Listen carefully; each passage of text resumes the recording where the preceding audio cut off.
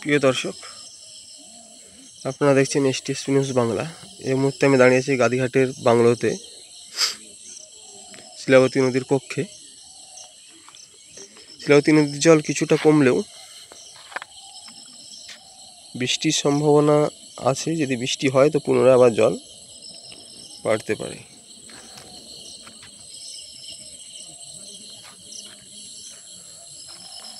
দর্শক, আপনাদেরকে দেখিয়ে দেবো, এ হচ্ছে 32 তো আছে এখন 31.5 জল। সবার খবর সবার আগে দেখতে STSP নিউজের পর্দায় চোখ রাখুন।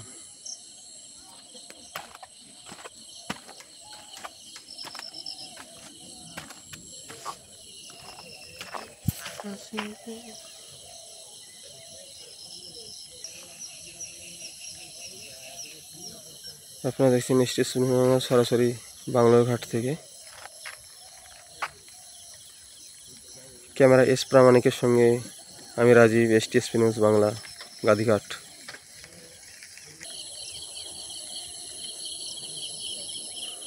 জল কমতে শুরু করেছে, শিলাবতী নদীর জল।